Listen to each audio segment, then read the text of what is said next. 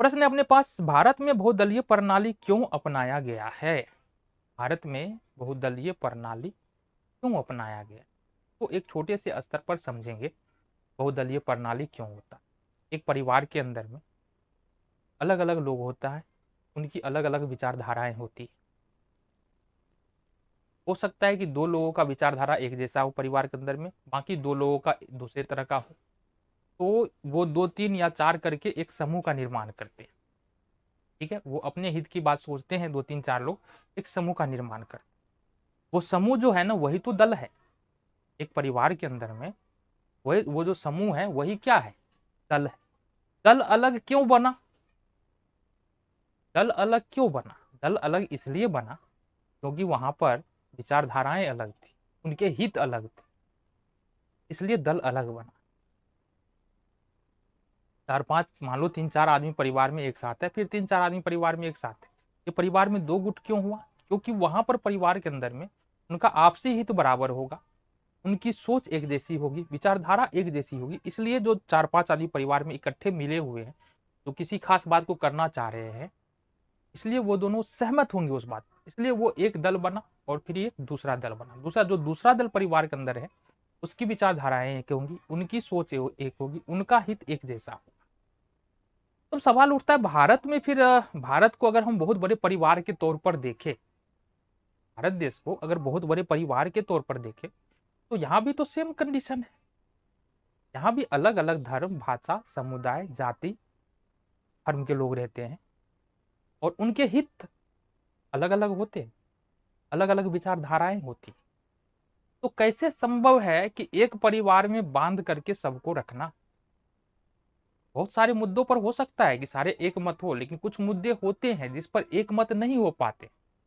तो बहुदलीय पद्धति का मतलब ऐसा पद्धति, ऐसा लोकतांत्रिक देश जहां पर राजनीतिक दल है और बहुत सारे दल देखने के लिए मिल जाती है। जैसे भारत की बात करें, बहुत सारे दल है, कांग्रेस है, बीजेपी है, जेडीयू है, एनडीए तो बीजेपी ही हो गया, आम आदमी पार्टी है, शिवसेना है।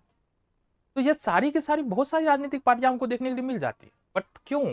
लेकिन क्यों इतनी सारी राजनीतिक पार्टी की जरूरत क्या है? क्योंकि अगर हम राज्य वाइज राज देखेंगे ना, तो लोगों का रहन सहन, जीवन जीने का आधार, मुद्दे, ये सारे बदलता रहता है। अब संभव नहीं है कि जो एक राज्य में जो पार्टी है, उस पार्टी का दूसरे राज्य में भी सरकार बन जाए, बन भी जाए।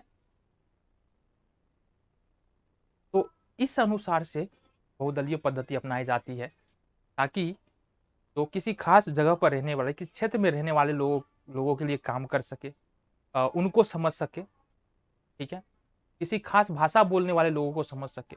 कोई भी एक समुदाय बनता है ना, कोई दल किसी एक समुदाय या एक से अधिक समुदाय के विचारधारा को प्रभावित करने का प्रयास करता है। तो मेनली हम बोल क्या सकते हैं, बहुदलीय पद्धति का मतलब है विभिन्नता।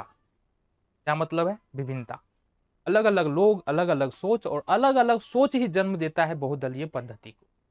और बहुदलीय पद्धति कोई ऐसा भी नहीं है कि गलत बात है, अच्छी बात है।